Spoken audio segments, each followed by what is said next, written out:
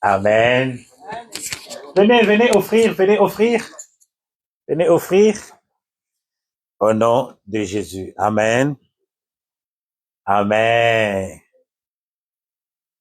Que le Seigneur nous bénisse. Père, nous sommes dans la joie ce matin de nous présenter ici en ces lieux pour la communion fraternelle. Nous sommes venus, Éternel, pour pouvoir communier avec toi, nous attacher à toi, être ton peuple, afin de t'obéir et te ressembler. Merci pour les offrandes, merci pour tout ce que nous avons amené. Nous te le donnons avec notre cœur, dans le nom puissant de notre Seigneur Jésus. Amen. Amen. Amen. Est-ce qu'on peut se tenir debout juste une petite minute avec notre Bible? Voilà. Si vous n'avez pas la Bible, vous nous faites signe, on va vous chercher une Bible. On va le dire ensemble. Ceci est ma Bible. Je suis ce qu'elle dit que je suis. J'ai ce qu'elle dit que j'ai. Je peux faire tout ce qu'elle dit que je peux faire. Aujourd'hui, je serai enseigné la parole de Dieu.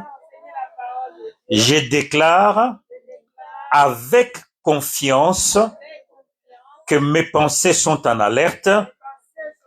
Mon cœur est réceptif. Je ne serai plus le même. Je suis sur le point de recevoir l'incorruptible, l'indestructible, l'éternel et la vivante sémence de la parole de Dieu. Je ne serai plus le même. Au nom puissant de Jésus, Amen. Nous pouvons nous asseoir au nom de Jésus. Amen. Bien-aimés, en introduction ce matin, je souhaite vous dire que le pasteur n'est pas un robot. Je vais exactement vous lire ce qu'un collègue pasteur, un ami que j'aime beaucoup, a mis sur son mur. Je vais le lire tel qu'il a mis puisque j'ai beaucoup aimé. Le dimanche passé, je vous ai dit comment la vie des pasteurs est devenue. Ce sont devenus des gens négligés. Mais il dit, lui, comme ça, il dit, le pasteur n'est pas un robot. C'est un homme. On l'appelle parfois pasteur, on l'appelle père, mais on oublie souvent qu'il est d'abord un homme qui est choisi au milieu des hommes. Oui, le pasteur vient d'une famille. Il a les parents, il a des frères, il a des sœurs, il a une épouse, il a des enfants. Il connaît la fatigue, il connaît la tristesse, parfois même la colère. Il mange comme vous, il utilise des toilettes comme vous. Maintenant, arrêtons de croire que le pasteur est un homme extraterrestre. Non, c'est un homme, ce n'est pas un extraterrestre. Arrêtons d'attendre de lui une perfection absolue. Le pasteur n'a pas de perfection absolue. C'est un homme comme vous et moi, n'est-ce pas? Donc, les pasteurs, on devait arrêter de lui demander au-delà des limites qui lui sont accordées. Le pasteur va prier pour vous. Il va porter vos intentions de prière. Il s'élève quand vous vous dormez. Il intercède quand vous vous pleurez.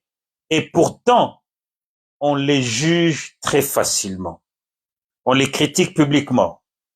On oublie même de prier pour lui. Dis amen très fort. Alors, sachez qu'un pasteur soutenu devient fort. Dis un peu soutenu. Donc, nous devons apprendre à soutenir, plutôt à soutenir nos pasteurs ou notre pasteur. Mais un pasteur qui est abandonné devient fragile. Jésus a dit, priez le maître de la moisson. Jésus n'a pas dit critiquer ses ouvriers. Vous devez seulement prier le maître de la moisson. Alors, aujourd'hui, au lieu de parler contre nos pasteurs, nous devons faire un effort de prier pour nos pasteurs. Qui a dit amen? Amen. Ah ben, aujourd'hui, comme on avait promis, on va étudier encore. Je sais qu'on a déjà fait ça, mais on va refaire c'est Romains chapitre 12, verset 2. Romains chapitre 12, verset 2. En tout cas, si tu as raté les dimanches d'aujourd'hui, je ne sais pas comment tu vas faire. Parce que ce que nous allons dire aujourd'hui, c'est des choses, faites un effort, que ceux qui ne sont pas là aujourd'hui puissent avoir ce message. Dites-leur de se connecter à Facebook pour qu'ils puissent suivre ce message, puisque ce message est très important. Romains chapitre 12, verset 2 nous dit, ne vous conformez pas au siècle présent, mais soyez transformés par le renouvellement de l'intelligence, afin que vous discerniez quelle est la volonté de Dieu, ce qui est bon, agréable et parfait. Amen. Ah donc, aujourd'hui, si nous posons la question sincère de savoir c'est quoi changer nos pensées, ou si nous la reposons autrement, pour dire, depuis que nous sommes devenus chrétiens, est-ce que nous avons réellement changé nos pensées ou est-ce que nous sommes toujours dans les mêmes pensées que nous avions avant de devenir des chrétiens? Nos pensées déterminent ce que nous sommes. Il n'y a pas de différence entre ce qui se trouve dans nos pensées et ce que nous sommes en tant qu'homme, en tant que personne, en tant qu'être vivant. C'est ce qui se trouve dans nos pensées. C'est ce que nous pensons souvent. C'est de cette manière aussi que nous vivons. Le livre de Proverbes, chapitre 23, verset 7, nous dit, « Car comme il pense dans son âme, tel il est. » Et nous sommes exactement ce que nous pensons. Nous sommes le reflet de ce qui se trouve dans notre âme. Dis un peu amen très fort. Alors, c'est à quoi nous pensons tout le temps est exactement ce qui nous arrive. Quelles que soient les prières et ou la fréquence d'aller à l'église ou le nombre de versets que nous avons mémorisés, la connaissance ne change pas ta vie. C'est simplement lorsque la vérité est transmise de la tête à ton cœur. Ce que nous sommes en train de faire dans la plupart des temps, nous avons beaucoup d'informations. Nous avons amené dans nos pensées beaucoup d'informations. Nous les amenons par quoi? Par la lecture de la parole de Dieu. Nous lisons la parole de Dieu. Puisque si je me tiens ici pour dire que nous ne lisons pas la parole de Dieu, c'est comme si je vous insultais. Right? Nous lisons la parole de Dieu. Nous écoutons la parole de Dieu dans des vidéos, dans tout ce que vous voulez. Nous avons même des versets que nous avons retenus. Mais jusque-là, pour la plupart d'entre nous, ce ne sont que des informations que nous avons remplies dans notre âme. Nous allons, aujourd'hui, si vous le permettez, étudier quelques erreurs que nous faisons lorsque il s'agit de changer nos pensées. Voyez-vous dans Romains chapitre 12, verset 2, lorsqu'il dit que nous devons transformer notre intelligence, c'est puisqu'il comprend que la bataille que nous avons, les problèmes que nous avons, se trouvent dans nos pensées. Dis un peu nos pensées. La guerre de notre vie, la bataille de notre vie, se passe souvent dans nos pensées et pas ailleurs. D'ailleurs, c'est pourquoi les gens qui sont venus avec ce qu'ils ont appelé à l'époque les combats spirituels, dans les années 1980, ils ont fait une grosse erreur, puisqu'ils ont pensé que le combat spirituel, c'était « Oh non, de Jésus! Oh non, de Jésus! » Et donc, les gens sont restés dans cette histoire-là jusqu'aujourd'hui. Les gens pensent que le combat spirituel, c'est « Oh non, de Jésus! » C'est « Oh non, de Jésus! » Mais bon, moi, ça, je n'ai pas toujours de problème. Vous savez, je n'ai pas de problème avec ça. Mais je vais aujourd'hui vous essayer de vous faire comprendre le vrai combat spirituel. Puisque le combat spirituel se passe là-dedans. Dis très fort, là-dedans. C'est dans ton âme, c'est dans tes pensées que se trouve le combat spirituel. Nous pensons que le renouvellement de nos pensées, c'est lire beaucoup la Bible. C'est mémoriser des versets. C'est chercher à avoir des pensées positives. Écouter des prédications. Écouter des chansons, des cantiques, prendre des notes tout le temps à l'église, écrire, c'est bien. Toutes ces choses sont bonnes, mais elles sont en elles-mêmes, elles ne sont pas en elles-mêmes le renouvellement de l'intelligence ou de nos pensées. Je veux dire, avoir une grande quantité de la parole de Dieu dans ta tête ne te permet pas de renouveler tes pensées. Dis amen très fort. Suis-moi lentement. Je vais y aller doucement. Il y a une très grande différence entre la transformation et l'information. Notez ça très bien. Il y a une grande différence entre la transformation et l'information. Ce que beaucoup de nous ont plutôt, c'est l'information. Nous avons beaucoup d'informations. Nous avons tellement notre tête est remplie de l'information. Mais la transformation pour beaucoup d'entre nous n'a pas encore commencé. Dis amen. En fait, ce n'est pas le fait de connaître les Écritures qui compte, mais c'est le fait d'être connu par les Écritures. Est-ce que les Écritures te connaissent? Tu connais les Écritures. Tu les as bien mémorisées. Tu les as vraiment maîtrisées. Mais est-ce que les Écritures te connaissent? Oh, tu vois, accumuler l'information. Je ne parle pas ici d'accumuler l'information, mais de la transformer en révélation. L'information que tu as en toi, je veux que tu apprennes ce matin comment est-ce que tu peux la transformer en la révélation. Voilà pourquoi ce matin nous parlons de renouveler ou changer ta façon d'avoir l'information. Romains chapitre 10, verset 17, c'est un verset que vous connaissez beaucoup. Les gens ont même fait des chansons sur ça. Ils disent que, or la foi vient de ce que l'on entend.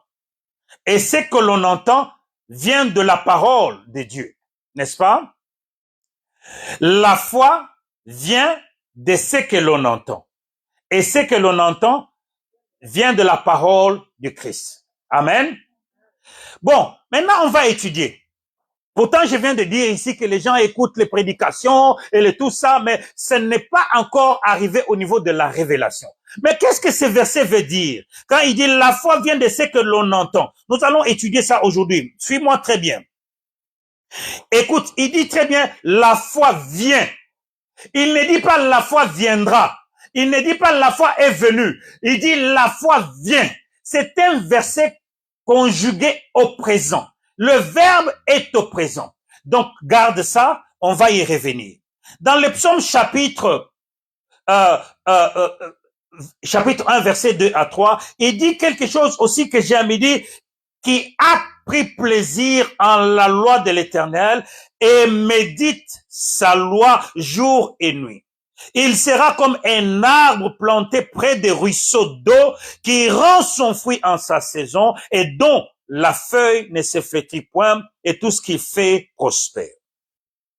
Si tu veux, nous devons commencer aujourd'hui à apprendre à se répéter la parole de Dieu, à méditer la parole et à le déclarer sur toi jusqu'à ce qu'elle devienne une révélation. Prenons un exemple. Prenons un exemple. Il y a un verset que nous disons tous les jours, n'est-ce pas? Par ses meurtrissures, nous sommes guéris, n'est-ce pas? Par ses meurtrissures, nous sommes guéris. Nous le disons toujours, mais nous sommes toujours malades. Tu sais pourquoi? C'est puisque ce verset est encore une information. Il n'est pas encore devenu une révélation. Voilà pourquoi nous le répétons, mais nous sommes toujours malades. Dis amen très fort. Voilà. Il dit, puisque vous êtes morts avec le Christ, maintenant votre vie est cachée avec Jésus en lui. N'est-ce pas? Nous sommes cachés avec Jésus en Dieu. N'est-ce pas? Mais nous avons toujours peur du diable. Nous nous battons toujours contre le diable. Mais nous sommes en Dieu, n'est-ce pas? Cachés en Dieu. Voilà pourquoi la parole de Dieu jusqu'à aujourd'hui est encore une information. Elle n'est pas encore transformée en la révélation. Maintenant, tu te poses la question, mais je vais y arriver, mais c'est la question que tu te poses déjà. Mais comment je dois faire? Qu'est-ce que je dois faire? Oui, ce que tu dois faire, bien-aimés, mes frères et mes sœurs, nous devons prendre la parole de nous répéter la parole de Dieu. Tu dois te répéter à toi-même la parole de Dieu. Tu dois la méditer et la déclarer sur toi. Il faut que la parole de Dieu soit personnalisée. Tu dois la personnifier. Tu dois la rendre ta propre parole. Quand il dit c'est par ces meurtrissures que nous sommes guéris, je veux que quand tu arrives à nous, que tu dises que c'est par ces meurtrissures que je suis guéri. Je déclare, Seigneur Jésus, que par tes meurtrissures, je suis guéri. Je suis guéri. Voilà pourquoi je déclare, nul et sans effet cette maladie qui me menace. Bien aimé, je veux que tu le dises tout le jour. Plus tu le dis, plus l'information n'est plus information, elle monte au niveau de la révélation. C'est-à-dire, elle quitte ta tête pour entrer dans ton cœur. Dis un peu mon cœur. Ah, dis très fort mon cœur. Nous devons remplir notre cœur de la volonté de Dieu, de la parole de Dieu. Lorsque nous n'avons pas encore appris à nous répéter la parole, nous ne pouvons pas avoir la foi. Là, il dit, la foi vient de ce que l'on entend. Tu dois te dire la parole de Dieu. Lorsque tu marches en route, laisse que les gens disent que tu es fou. Laisse les gens disent que tu as pété un câble. Mais que tu te répètes la parole de Dieu. Lorsque tu te sens menacé, lorsqu'il y a un problème, tu dois te répéter la parole de Dieu. Tu vois, la parole de Dieu aujourd'hui est devenue, la plupart, c'est juste des récitations. Nous récitons, mais nous ne vivons pas la parole de Dieu. Nous récitons la parole. De temps en temps, la parole de Dieu est devenue comme quelque chose que nous marchandons, mais nous ne vivons pas la parole de Dieu. Moi, je suis souvent très énervé. Mais bon, c'est malheureux que les gens pensent que je suis ignorant. Tu sais qu'à force de pousser les gens à comprendre la parole de Dieu, les gens commencent à penser que tu ne sais même pas ce que tu dis. Cela, la parole de Dieu n'est pas encore devenue une vie en toi. Tu auras toujours des problèmes. Et la première personne avec laquelle tu auras des problèmes s'appelle le diable. Parce que le diable ne va pas t'attaquer avec autre chose. Le diable ne peut t'attaquer qu'avec la parole de Dieu. Dis amen très fort. Voilà pourquoi les enfants de Dieu sont des ignorants. Pourquoi? Puisqu'ils ne connaissent pas les promesses qui sont dans la parole de Dieu et surtout, ils ne connaissent pas ce que le Seigneur a accompli pour eux. Et donc, ils sont tourmentés. Ils sont ballottés.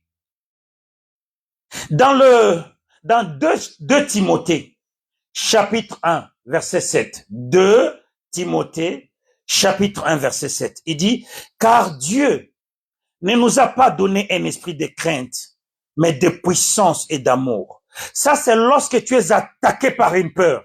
Tu commences à sentir que ça ne marche pas. Tu dois te lever et déclarer la parole de Dieu. Dieu ne m'a pas donné un esprit de crainte. Je n'ai pas peur de toi. Je n'ai pas peur de vous. Car l'esprit qu'il m'a donné, c'est un esprit de puissance et d'amour. Tu ne peux rien contre moi. Et lorsque tu le fais toujours, tu le fais souvent, tu le fais beaucoup, tu commences à avoir les effets de la parole de Dieu. Église, dis amen très fort. Amen. Tu dois méditer, tu dois déclarer tout le jour, toutes les nuits, avec persistance, la parole de Dieu. Ne laisse pas le diable jouer avec tes pensées. Ne laisse pas le diable jouer avec ton âme. Les gens aiment parler de l'âme. Oui, c'est bien. Ils parlent de l'âme, ils disent beaucoup de choses sur l'âme. Mais ils ne comprennent pas que l'homme a le pouvoir de changer son âme par la parole de Dieu. L'homme ne peut changer son âme que par la parole de Dieu. Tu dois la déclarer, tu dois la méditer, tu dois rendre la parole ton compagnon. C'est malheureux puisque bon, dans nos milieux, nous faisons pas trop attention à la parole de Dieu. Est-ce que vous avez déjà vu lorsque deux enfants de Dieu se rencontrent? Ils ne parlent jamais de la parole de Dieu. Ils vont parler de tout et de rien, mais sauf de la parole de Dieu. Ils vont parler des théâtres, des novellas, ils vont parler de Hollywood, ils vont parler de tout ce que vous voulez.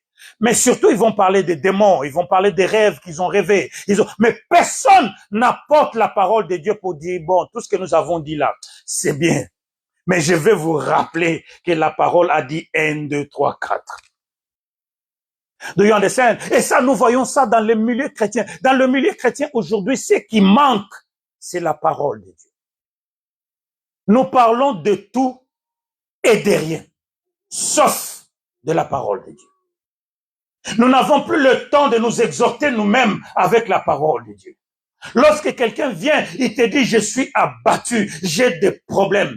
Toi, tu lui dis, ok, ne t'en fais pas, ça va passer. Non. Ou bien tu lui dis, nous allons prier. Mais il n'a pas besoin de la prière. Oui, tu peux prier avec. Mais la personne a besoin de la parole. Donne-lui une parole qui va l'encourager. Donne-lui une parole qui va un peu le fortifier. Tout ça, c'est puisque la parole de Dieu, nous l'avons juste transformée au niveau de l'information. Le plus grand verset de la Bible que les gens ont négligé aujourd'hui, c'est Jean chapitre 3, verset 16. C'est un grand verset, si vous le saviez. C'est le fondement de ce que nous sommes en tant que chrétiens. Il dit quoi dans Jean chapitre 3, verset 16? Il a tant aimé le monde qu'il a donné son Fils unique, Jésus-Christ, afin que quiconque croit en lui ne périsse point, mais qu'il ait la vie éternelle. Dis amen très fort. Mais bon, tellement nous ne comprenons pas ce que ça signifie, nous disons ça seulement. Quand nous sommes dans Jean chapitre 1, à partir du verset 10, il y a aussi un autre verset très puissant. Il dit, à tous ceux qui l'ont reçu, il leur a donné de devenir enfants de Dieu, lesquels sont nés, non pas de la volonté du sang, ni de la volonté d'un homme, mais qui sont nés. C'est-à-dire que nous sommes nés comme Jésus. Mais si nous voyons la manière que nous nous plaignons contre le diable, mais toi, tu es né nouvellement. C'est-à-dire que tu as été recréé. Qui peut me dire 2 Corinthiens chapitre 5 verset 17 rapidement? Car ceux qui sont en Christ sont devenus et toutes les anciennes choses sont. Donc, c'est-à-dire que Dieu t'a recréé. Ah, my God. Dieu t'a recréé. C'est comme si le monde a recommencé. Dieu t'a fait une nouvelle créature. Mais cette nouvelle créature a toujours des problèmes avec le diable, avec les démons. C'est que tu n'es pas encore né de nouveau. Dis amen très fort. Lorsque tu es né de nouveau, nous allons étudier aujourd'hui. Lorsque tu es né de nouveau, tu reconnais que tu es né de nouveau, la bataille, ce qu'on a appelé ici, le combat spirituel commence. Et ce combat spirituel, c'est tu dois transformer tes pensées. Tu dois changer tes pensées. Puisque les pensées, en anglais, nous allons lire. En anglais, il y a un mot qui est utilisé. On appelle ça stronghold. C'est-à-dire que c'est des choses qui sont ancrées en toi. Tellement elles sont ancrées en toi, il faut les sortir. Il faut les changer. Mais nous allons voir ça aujourd'hui. Amen. Now, certains pensent que renouveler nos pensées, c'est arrêter de penser négativement. Non. On doit renouveler nos pensées en remplaçant les anciennes pensées plutôt avec les nouvelles pensées. Nous allons lire ce que je viens de dire tout à l'heure. 2 Corinthiens chapitre 10, verset 4 et verset 5. 2 Corinthiens chapitre 10, verset 4 et verset 5. Bien-aimés, moi je vais vous dire mon expérience en tant que pasteur. J'ai envie parfois de prendre seulement mes enfants et de partir dans un endroit où il n'y a pas, où on me connaît pas que je suis pasteur. Là où je recommence ma vie sans que je me tienne au devant des gens, que je leur dise ce qu'ils doivent faire. Pourquoi? Si tous les gens qui ont déjà une certaine soi-disant connaissance, on a du mal à le faire comprendre les choses de Dieu. Pourtant, les choses de Dieu sont tellement faciles. Elles sont tellement claires. Mais les gens veulent compliquer ça. Ils veulent faire voir aux autres qu'ils sont très spirituels. Mais les choses de Dieu sont tellement claires. On va lire. 2 Corinthiens chapitre 10 versets 4 et 5. Car les armes de notre guerre ne sont pas charnelles. Ce sont des armes puissantes par Dieu. Pour faire quoi? Lisez, si vous êtes arrivé, faut faire quoi? Pour la destruction des forteresses. Les forteresses, bien-aimés de Dieu. Les forteresses, mes sœurs et mes frères, ce ne sont pas les diables. Ce n'est pas les diables. Ce ne sont pas les démons. Les forteresses, c'est ce qui est en toi. C'est ta façon de voir les choses de Dieu qui doit changer. Il est impossible que tu te présentes aujourd'hui devant Dieu, que tu lui dises, Père, je suis un enfant de Dieu, mais que le diable me poursuit encore. Enfin, le diable doit toujours nous poursuivre jusqu'à la fin, mais que le diable est encore en moi. Après tout ce que Jésus a fait à la croix, tu es un enfant de Dieu, mais que le diable est toujours en toi. Et ça, nous allons dire ça à Dieu, devant Dieu. Bien-aimés, nous devons repenser la façon que nous voyons les choses de Dieu. Mais bon, les armes de notre guerre ne sont pas charnelles. Elles sont puissantes par Dieu pour la destruction des forteresses. Maintenant, virgule. Détruisant les raisonnements et toute hauteur qui s'élève contre la connaissance de Dieu. Amenant toute pensée captive à l'obéissance du Christ. C'est ça notre guerre, bien-aimés. C'est la guerre ici que nous avons en tant que chrétiens. C'est d'abord de commencer à renouveler nos pensées, de changer notre façon que nous voyons Dieu. Lorsque nous disons que nous sommes de nouvelles créatures, vivons comme de nouvelles créatures. Lorsque nous disons que nous sommes de nouvelles créations, alors vivons comme de nouvelles créations. Nous ne pouvons pas être de nouvelles créations, mais que nous sommes encore dans des choses passées, dans des anciennes choses. C'est qu'il y a quelque chose qui ne va pas. Soit nous ne sommes pas encore de nouvelles créatures, soit il y a un souci. Qui a dit Amen, Église? Amen. Les armes que Dieu vous a données, et nous allons voir ça, vous connaissez ça d'ailleurs, c'est dans le livre d'Éphésiens chapitre 6, vous connaissez toutes ces armes-là. Les armes-là qu'on vous a données, la Bible dit que, c'est pour résister. Mais résister à quoi? Alléluia! Tu sais, tout ça est venu de Rebecca Brown. Une femme qui s'appelait Rebecca Brown, c'est une Américaine qui était sataniste. Elle était sataniste. Elle a fait beaucoup de choses. Elle a mangé les gens, elle a bu le sang des gens, elle a fait tout ce que vous voulez. Mais bon, Dieu comme Dieu miséricordieux, elle s'est convertie. Elle s'est convertie, elle a commencé à écrire des livres. Elle a écrit un grand livre que les gens connaissent beaucoup. Il est venu libérer les captifs. Le livre a été acheté par une église à Kinshasa, que je ne vais pas citer le nom, mais c'est l'église qui a commencé ces histoires de combats spirituels. Ils ont acheté ce livre et donc ils ont amené ces gens par rapport à la vie. Rebecca Brown, elle a écrit un livre par rapport à son expérience. C'est une femme qui était très avancée dans le satanisme. Bon, elle a écrit la Bible par rapport à l'expérience qu'elle a vue dans le satanisme. Et l'expérience de Rebecca Brown n'est pas l'expérience de tout le monde. Mais anyway, c'est pas grave. Bon, on a amené le livre, on en a fait des enseignements, on en a fait la doctrine. Mais Rebecca Brown, elle a écrit un autre livre que les gens ne parlent même pas. Elle a écrit beaucoup de livres, mais un autre livre qu'elle a écrit, très bon livre, que les gens ne font pas attention. Il dit la guerre de nos pensées. Vaincre tes pensées. Ces livres-là, personne n'en parle. Les gens ne parlent qu'il est venu libérer les captifs. Puisqu'on parle des gens des démons, comment les démons attaquent les gens, comment, c'est bien, ce n'est pas un problème. Puisque nous savons que les démons, ils attaquent les gens. Mais je veux que vous puissiez faire la différence à ce que j'ai dit. Je ne dis pas que les démons n'existent pas. Je ne dis pas que les diables n'existent pas. Mais je dis qu'ils n'ont rien à faire vis-à-vis de nous, enfants de Dieu. Qui est enfant de Dieu? Lève ta main très fort. Voilà. Donc, si nous sommes enfants de Dieu, ils n'ont pas de pouvoir sur nous. Il faut quoi? C'est pourquoi je recommande aux gens qui ont lu Il est venu libérer les captifs de lire l'autre livre de Rebecca Brown qui s'appelle Vaincre les pensées. Ah, c'est un très beau livre où elle explique la guerre de ce qui se passe dans nos pensées. Lorsque tu es devenu chrétien, elle explique c'est quoi ton vrai problème. Alléluia, Église. Il y a même très fort.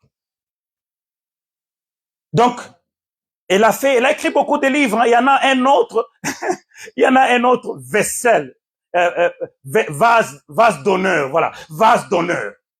Lisez ces livres. Mais les gens se sont focalisés sur le livre qu'elle avait fait sur son expérience quand elle était sataniste. Mais tout le monde ici n'était pas sataniste. Tout le monde n'est pas sataniste. Et donc, ce que Rebecca Brown a écrit, c'est le problème avec les gens qui lisent les livres. Ils ne savent pas comprendre, ils ne savent pas faire la différence entre les livres du témoignage, c'est-à-dire qui parlent de l'expérience de la personne, et les livres d'instruction, comme celui-là qui parle de la guerre dans la pensée, elle donne des instructions, qu'est-ce qu'il faut faire, comment il faut faire. Puisque dans le livre de Il est venu libérer les captifs, elle donne juste les témoignages de ce qui lui est arrivé, comment le Satan venait, tout ça. Mais les gens ne font pas cette différence-là. Tu vois? Bien aimé, apprenons à remplacer les anciennes pensées par de nouvelles pensées. Apprenons à utiliser la parole de Dieu pour vaincre cette guerre qui est en nous. Tu es dans ta maison, toi-même, tu commences à avoir peur. Mais tu es un enfant de Dieu. Tiens-toi debout. Commence à déclarer la parole de Dieu. Je déclare que je suis un enfant de Dieu. Je déclare que l'esprit qui m'a donné, ce n'est pas un esprit de peur. Je n'ai pas peur de toi. Moi, vous m'entendez souvent parler à la maison. La sœur était un jour m'a dit, hey! Donc, parce que moi, parfois je dis à ces histoires-là, parce que je veux pas que ça domine sur moi. Lorsque tu commences à sentir une oppression venir sur toi, commence à déclarer la parole de Dieu. Vous ne me ferez rien. Moi, je le dis, elle est témoin. L'autre jour, elle m'a entendu dans la cuisine, j'ai parlé.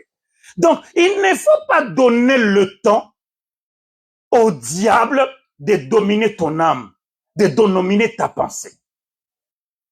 Bien, même très fort. Et c'est comme ça que nous devenons forts, nous devenons puissants. Nous ne sommes pas de Jésus, nous ne sommes pas comme Dieu lui-même, mais nous avons en nous l'Esprit du Seigneur. Nous devons apprendre à vivre la parole de Dieu. Nous devons apprendre à enlever la parole de Dieu au niveau de l'information et la transformer dans la révélation. Commencez à déclarer la parole. Commencez à méditer la parole de Dieu. Bien aimé, lorsque tu as lu un verset et que tu l'as retenu, commence à le répéter chaque jour. Répète-le toute la journée, retiens-le, vis selon ce verset. Que la parole de Dieu ne soit pas juste quelque chose que tu lis, que tu fermes les cahiers. Nous avons un problème très sérieux, comme je le dis toujours, et je ne cesserai pas de le dire. Déjà, le premier problème que nous avons, c'est les gens qui ont écrit la Bible en français et en anglais, c'est des gens, puisqu'il y a des vocabulaires dans le grec qui ne peuvent pas être traduits en français, qui ne peuvent pas non plus être traduits en anglais. Et donc, ils ont cherché les à peu près pour écrire ça. Bon, c'est pas grave. Considérons que les à peu près, c'est la parole de Dieu, n'est-ce pas? Maintenant, le deuxième problème, c'est l'instruction. Quand tu vas lire la Bible en français et que toi-même tu as déjà des difficultés en français, tu vas lire la Bible en anglais et que toi-même déjà tu as des difficultés en anglais, ou tu vas lire la Bible en portugais, mais toi-même déjà le portugais en soi, tu peux parler, mais tu as des difficultés à comprendre. Amen. C'est pourquoi il faut faire attention. Il faut toujours se confier à ce que Dieu a fait, à ce que Dieu a accompli pour toi, par rapport à ce que tu lis. Amen. Puisque tu peux lire un verset. Je disais à quelqu'un, je crois que je lui ai écrit un message. La parole de Dieu, dans toute son entièreté, ne parle que de Jésus. Les virgules, les points que tu vois, ça te montre Jésus. C'est pourquoi dans le livre de Luc chapitre 24, lorsque Jésus était en train de marcher avec les disciples après sa résurrection, toi tu es qui? Est-ce que tu es nouveau dans cette ville? Tu sais pas ce qui est arrivé à Jésus? La Bible dit que Jésus a ouvert les Écritures en commençant par Moïse, les prophètes, les psaumes, il leur a enseigné ce qui s'agissait de qui? De lui-même Jésus.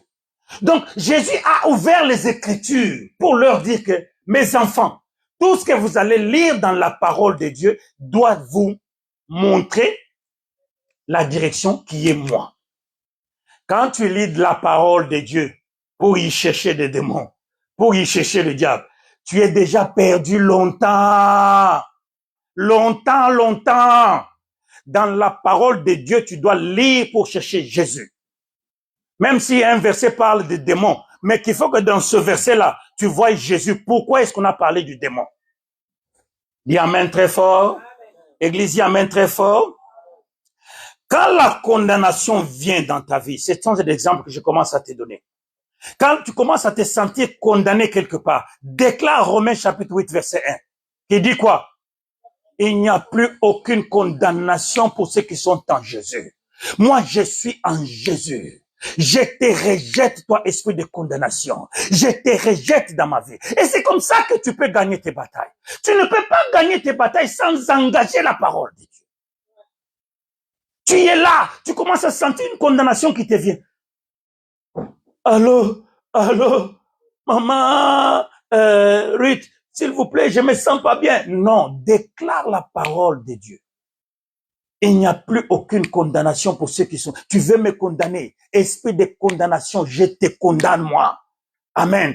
Et quand tu descends plus loin, toujours tu es dans Romains chapitre 8, il va te dire, qui accusera les élus? Tu vois, aujourd'hui, on va te dire, oh, les gens vont amener les, comment ils appellent ça? Moi, je rigole de ces choses-là. Les réclamations. Hein, il y a des réclamations. OK. Il n'y a pas de problème. Laisse-les faire leurs réclamations, right? On va pas faire des débats, on va pas faire des discussions. Mais toi, tu connais la parole de Dieu. Quand tu commences à sentir qu'il y a une réclamation, qu'est-ce que tu fais? Tu restes là pour commencer à appeler au nom de Jésus? Non. Je déclare, selon qu'il est écrit dans la parole de Dieu, qui condamnera les élus? C'est Dieu qui justifie. Non, qui accusera les élus? C'est Dieu qui justifie. Qui les condamnera? Christ est mort. Bien plus, il est ressuscité. Il est assis à la droite de Dieu. Tu n'as pas d'accusation contre moi. Tu ne peux plus m'accuser, car c'est le Dieu qui justifie. Est-ce que vous voyez comment nous vivons la vie chrétienne? La vie chrétienne, tu ne peux la vivre que par rapport à la parole de Dieu. Tu ne peux pas la vivre par rapport à ta force et à ta volonté. Que tu te lèves tout le temps, que tu commences à appeler le feu, oui, c'est bien. Moi, je ne refuse pas. Le feu de Dieu agit et ça agit vraiment. Mais lorsque tu utilises la parole de Dieu, tu as de l'avance par rapport au feu. Amen. Parce que déjà la parole de Dieu te fortifie toi-même. Utilisons la parole de Dieu. Quand les pensées de te faire pécher, tu vois, le péché commence à venir te tenter. Ça commence à te pousser à aller dans le péché. Ça commence à te pousser à faire quelque chose que tu faisais avant. 2 Corinthiens chapitre 5 verset 21. C'est lui qui n'a pas connu le Christ. Et celui qui n'a pas connu le péché, il l'a fait pécher pour nous, afin que nous devenions justice de Dieu en lui. Tu ne vas pas me faire tomber dans ce péché, car le Christ a déjà porté ce péché. Le Christ m'a déjà donné la victoire sur ce péché. Dis amen, Église, très fort. La parole de Dieu est la seule chose qui peut te donner la victoire. Mais lorsque la parole de Dieu est encore information en toi, elle ne te donnera pas de la victoire. Il faut que tu transformes cette parole en révélation. Car c'est la révélation qui te donne la victoire sur ce que tu as. Nous devons remplacer le mensonge du diable par la vérité de la parole de Dieu. Car le Christ a dit, je suis quoi? Je suis le chemin, je suis la vérité et je suis la vie. Tu ne peux remplacer les mensonges du diable que par la vérité. Et la vérité, c'est Jésus.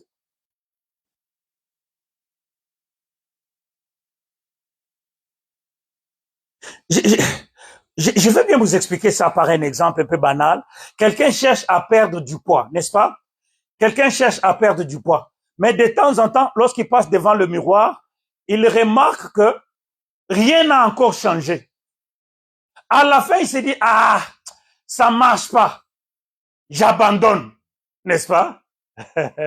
Mais si la personne, en se regardant dans le miroir, dit, ouais, je sais que ça va marcher. Qu'est-ce qui va arriver? N'est-ce pas qu'il perdra du poids? Voilà. Mais lorsqu'il continue à se regarder dans le miroir, il dit, ça marche pas. Il va faire quoi? Il va finir par abandonner. Ah non, vos histoires-là ne marchent pas. Et ça va devenir un témoignage. Ah, maman, moi, vos histoires-là, j'ai déjà essayé. Ça n'a pas marché. Non, tu n'as pas essayé. Tu n'étais pas persévérant, puisque tu continues de te regarder dans le miroir et tu t'es regardé dans le passé. Quelqu'un avait dit, est-ce que vous savez pourquoi comment on appelle ça? Les windscreen. Windscreen, c'est quoi? La vitre de devant, comment on appelle ça, de la voiture? Hein? Non, de devant, la vitre de devant.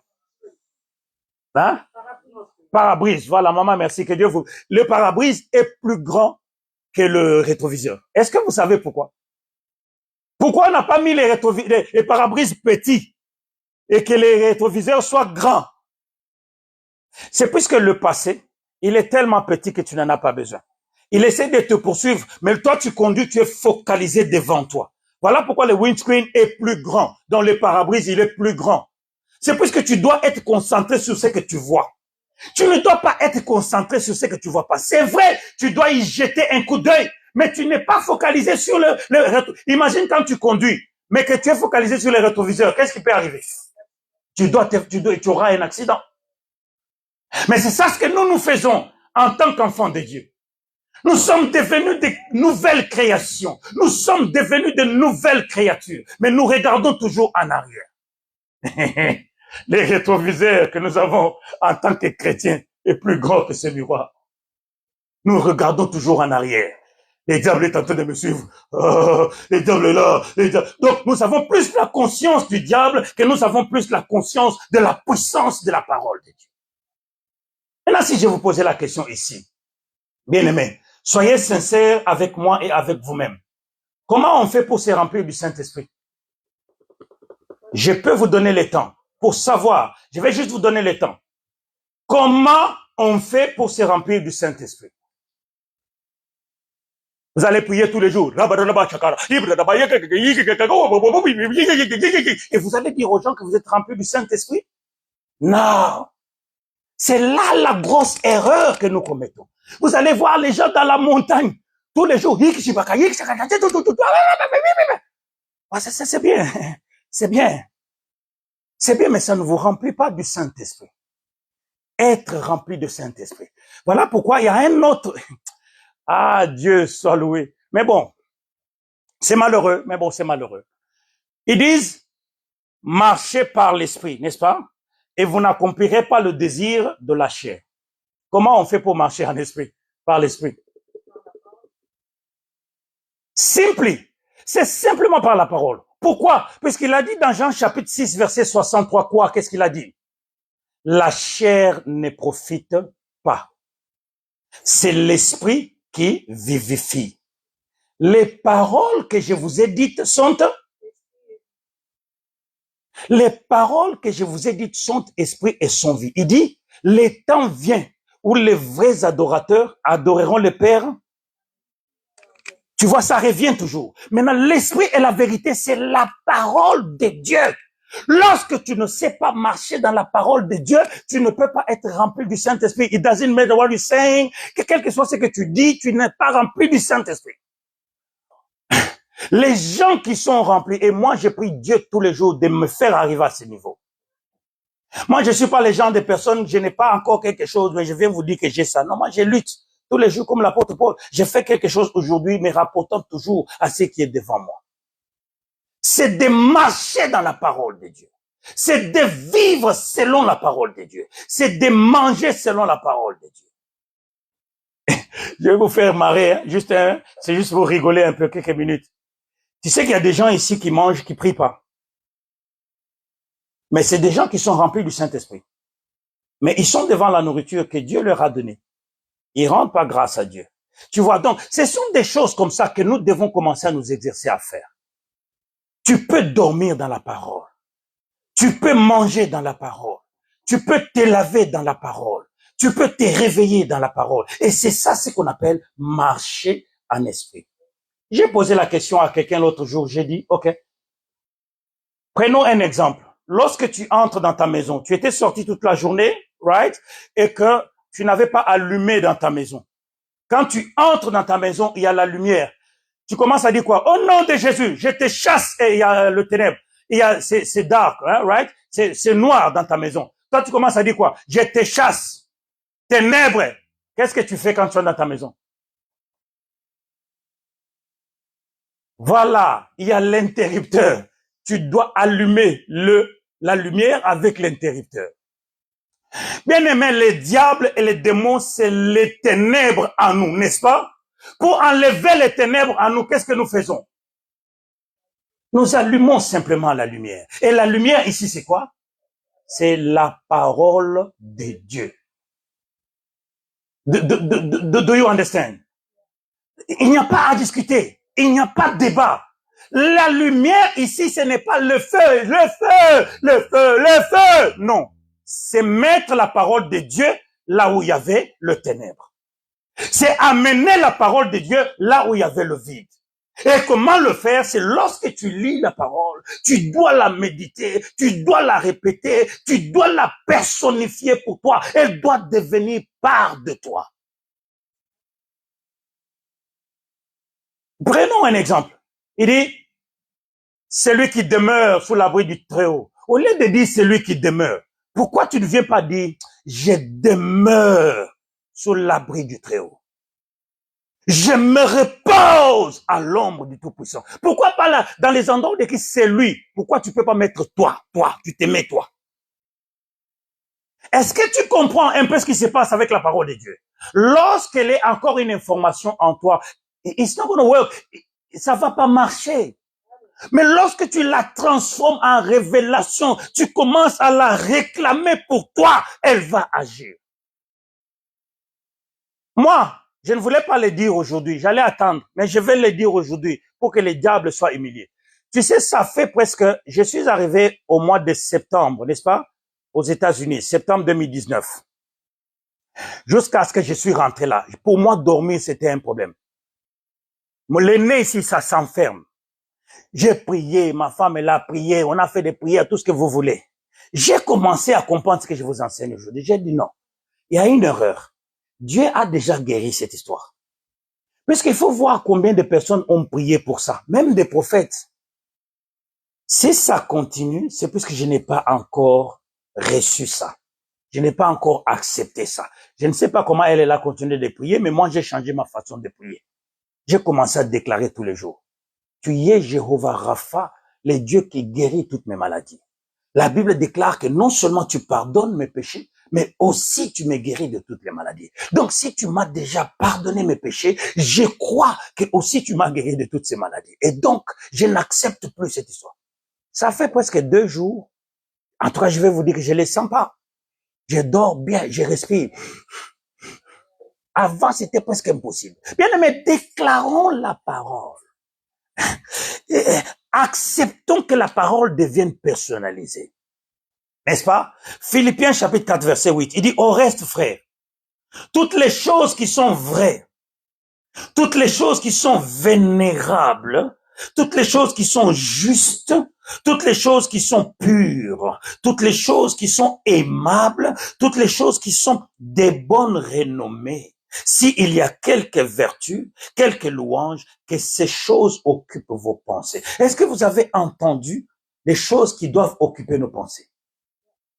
Nos pensées ne doivent pas être occupées par les diables me dérangent, les démons me dérangent. Ma tante là, elle me fait ça. Mon oncle, non, non, non, non, non. Tu sais que ça arrive. Mais tu sais aussi qu'ils n'ont pas de pouvoir sur toi. Puisque toi, tu as la parole vivante et agissante de Dieu en toi. Et eux n'en ont pas. Tu n'as qu'à commencer à déclarer la parole. Tout ce que vous me faites, je le déclare nul et sans effet. Car la Bible me le dit, que toute guerre, que toute arme qui sera forgée contre moi est nulle et sans effet. Je déclare vos plans contre ma vie, contre mes enfants, nuls et sans effet. Faites-les le matin, faites-les le soir, mais vous n'avez pas de succès. Est-ce que vous comprenez? Plus vous déclarez ces choses, plus vous avez la victoire de Dieu en vous. Mais lorsque vous prenez souvent les raccourcis, les au nom de Jésus, les feux, ça va marcher, mais pendant un temps. Mais lorsque vous prenez la parole de Dieu, le chemin de la parole, vous reconnaissez ce que vous êtes. Je vous dis ça tous les jours. Le roi Charles, qui est devenu roi aujourd'hui, il était prince, n'est-ce pas? Quand il sortait, tu sais, il faut les remarquer comment ils sont. On leur a enseigné de toujours avoir les mains derrière. Ça montre la royauté et l'autorité. Quand ils sortent comme ça, les gens savent que celui-là est roi. Bien aimé, je veux que tu saches que dans le monde spirituel, lorsque tu connais qui tu es, quand tu te présentes, même les démons connaissent qui tu es. Mais si tu ne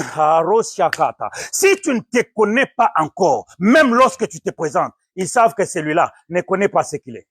Mais suivez sur les réseaux sociaux, il y a des sorciers qui se sont convertis et qui donnent des témoignages pour dire que dans la sorcellerie, nous pouvons voir que celui-ci, il a quelque chose ou il n'en a pas. Mais il dit ça quand tu n'as pas encore compris ce que tu es. Ils vont se jouer de toi. Dis amen très fort. Amen. Tu dois comprendre qui tu es, tu dois le déclarer, le réclamer chaque jour.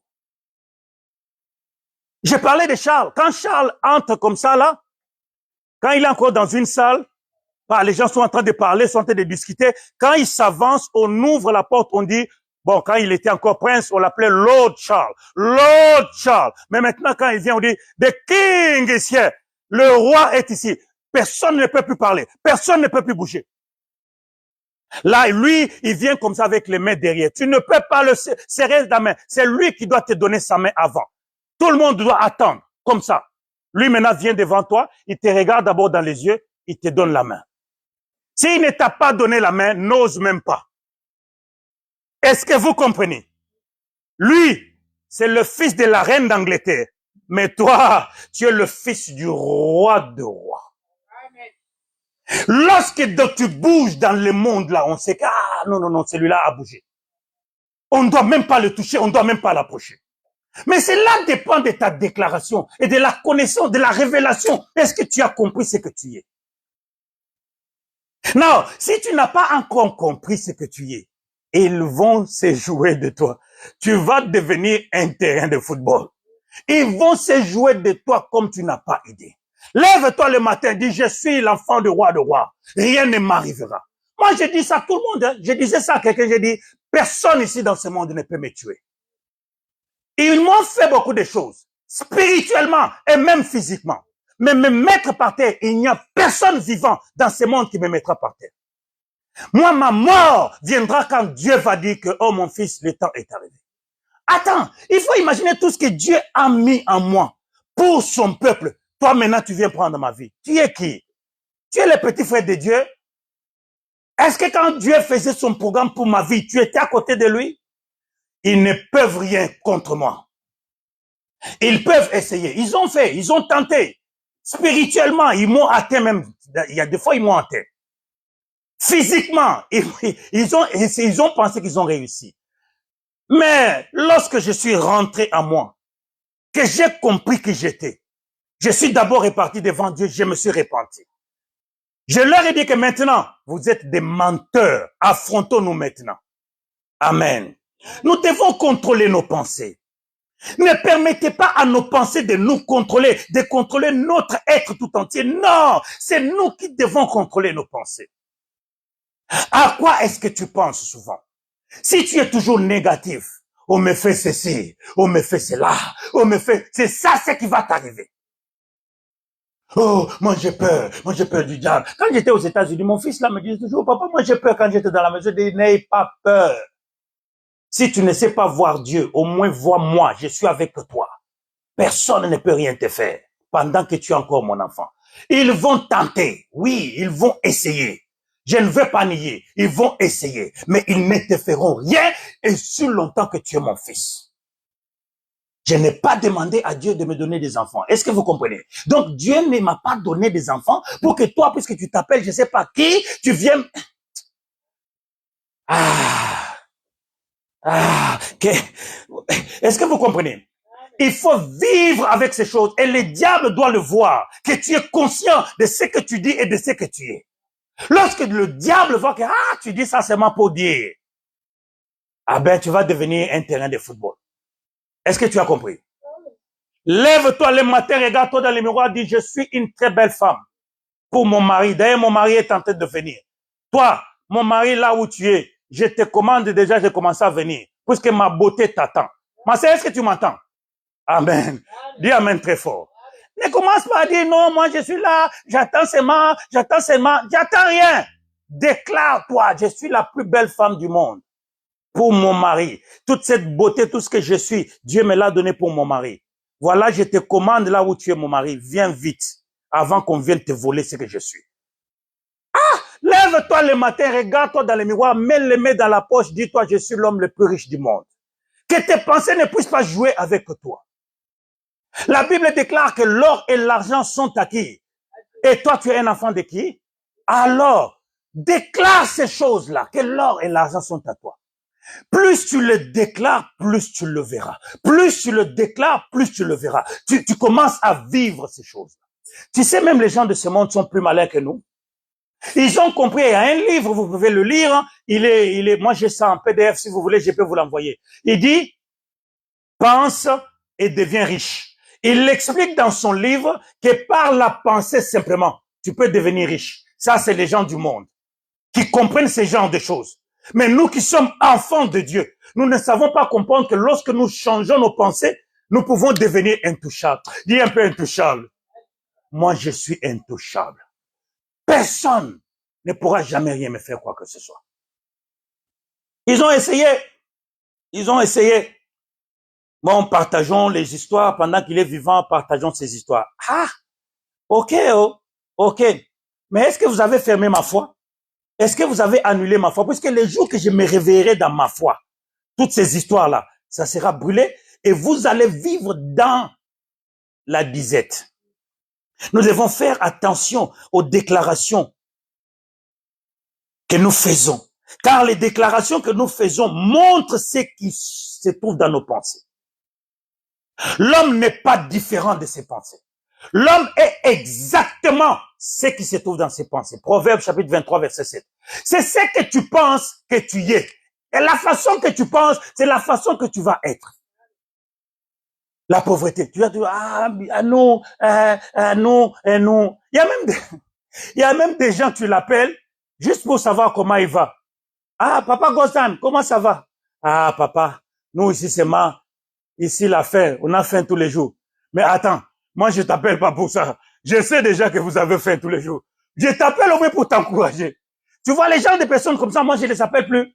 Ils t'appellent seulement, bonjour, j'appelais seulement, nous ici, il n'y a pas moyen. Surtout les gens de l'Afrique là. Quand tu appelles les gens en Afrique, c'est juste pour leur dire bonjour.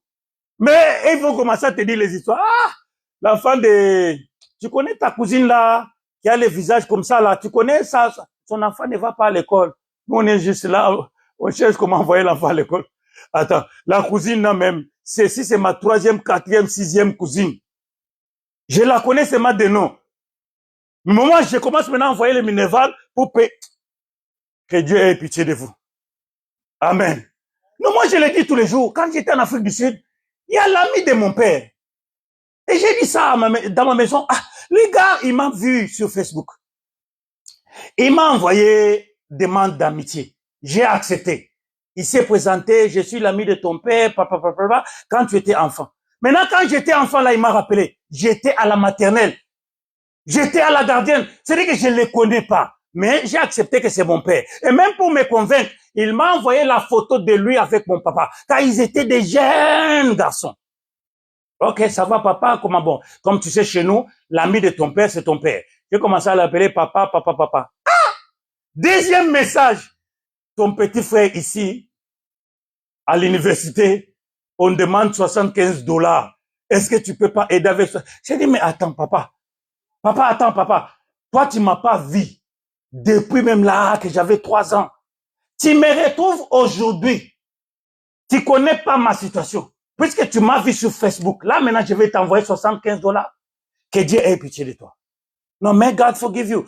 Mais attends, c'est comment, ça va commencer comment? Tu vois comment ils sont? Ils sont comme ça. Amen. Ce que nous sommes, ça c'était juste une parenthèse. Ce que nous sommes est le fruit de nos pensées. C'est ce que nous pensons tous les jours, c'est ce que nous vivons. Romains chapitre 10, versets 9 à 10, nous dit ceci. Je vais mettre tous ces versets que nous avons lus aujourd'hui, je mettrai ça dans le groupe WhatsApp, hein. Je mettrai juste les versets, comme ça vous allez lire. Il dit, si tu confesses de ta bouche, la première chose, bien aimé, tu dois commencer par confesser.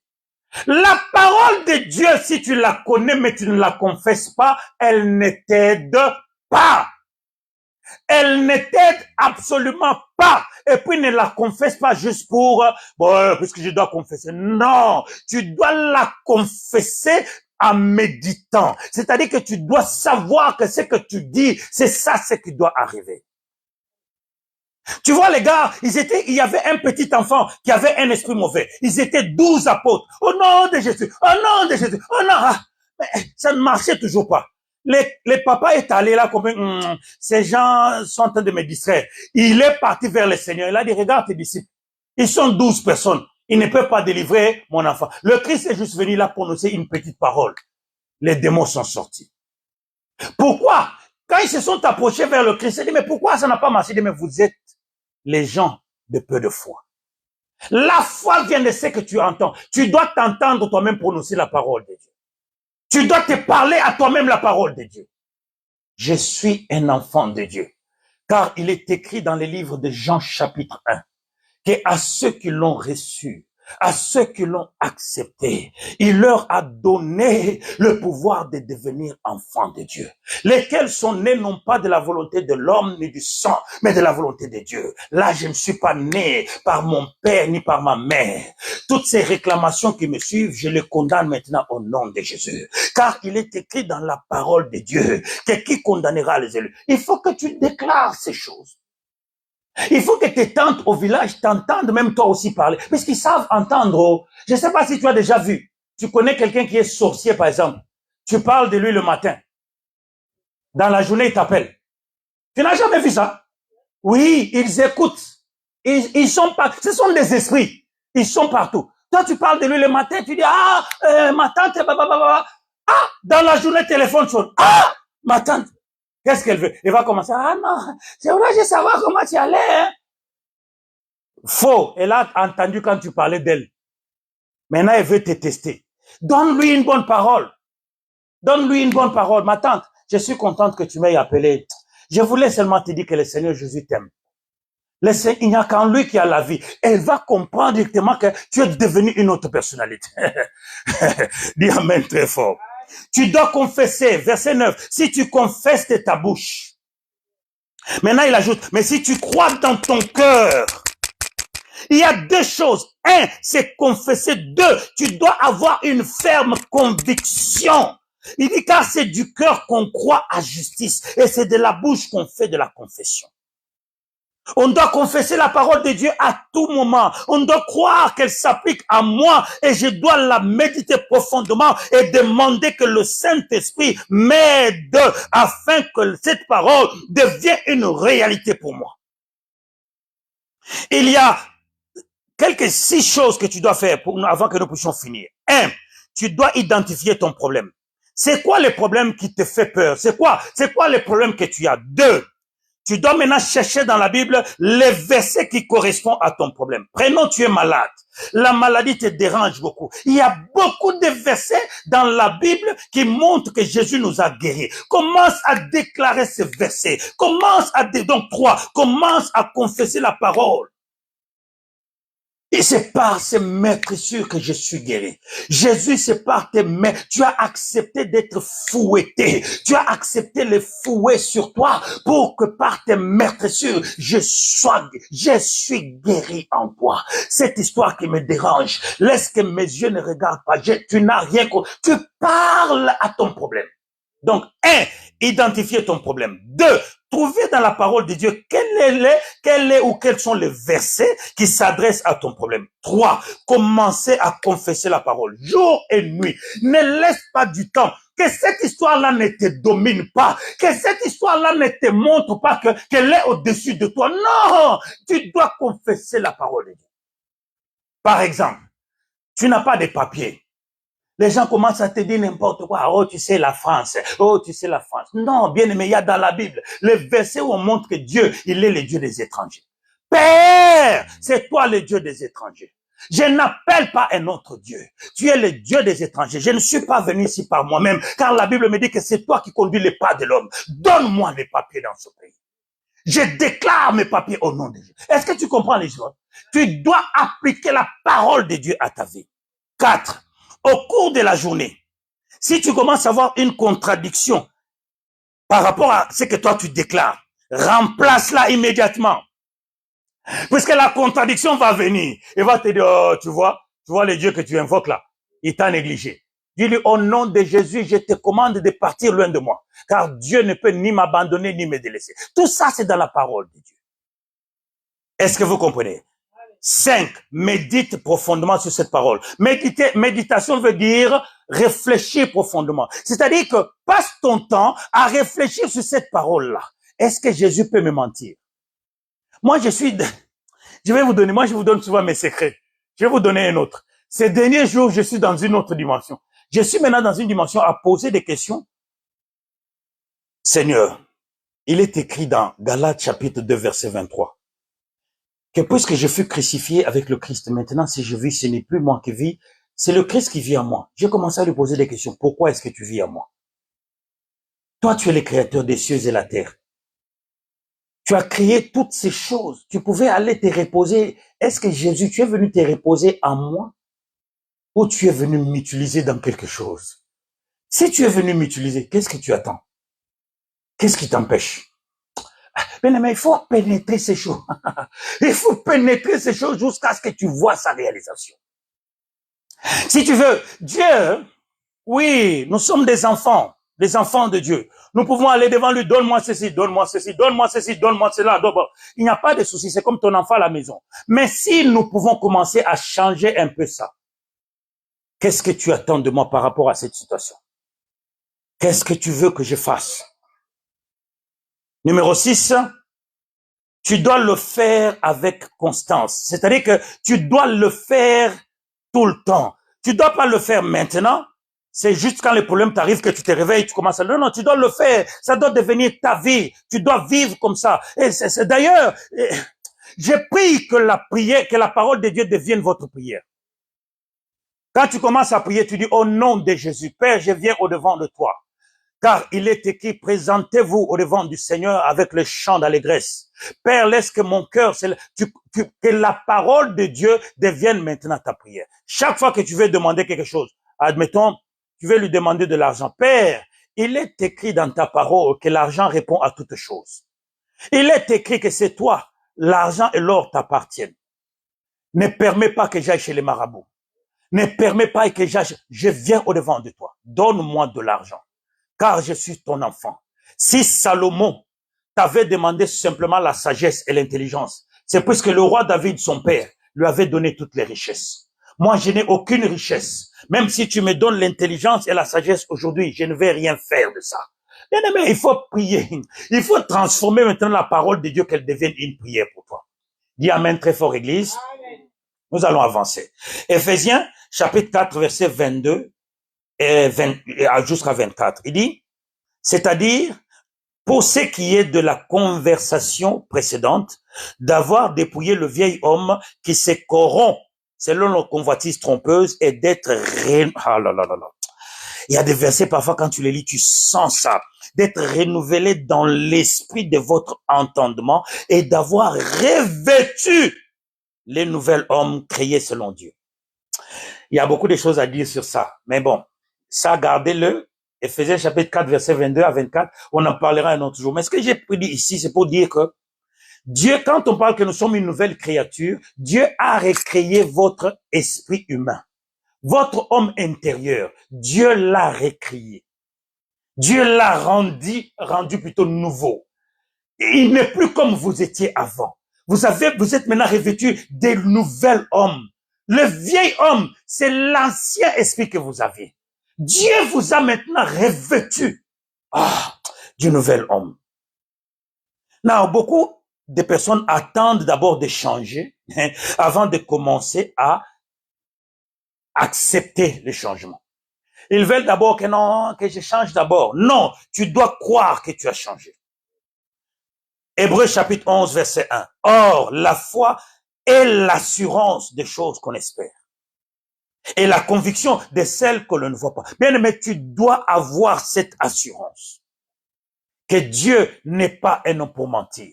Il n'est pas un fils de l'homme pour se repentir. Et je vous avais dit l'autre dimanche, il y a deux choses en Dieu que tu dois ce qui doit te permettre de t'attacher à Dieu. Deux. Un, la crédibilité. C'est-à-dire que Dieu ne peut pas mentir. Il dit, il n'est pas un homme pour mentir, il n'est pas un fils de l'homme pour se repentir. La crédibilité. Deux, la capacité. Jérémie chapitre 32, verset 17. Il dit que rien n'est étonnant. Rien ne peut étonner Dieu. Dieu est capable de faire toutes choses, car il a déjà tout fait avant même que nous ne soyons nés. La foi ne doit pas dépendre des circonstances. Malgré les circonstances, la foi c'est maintenant.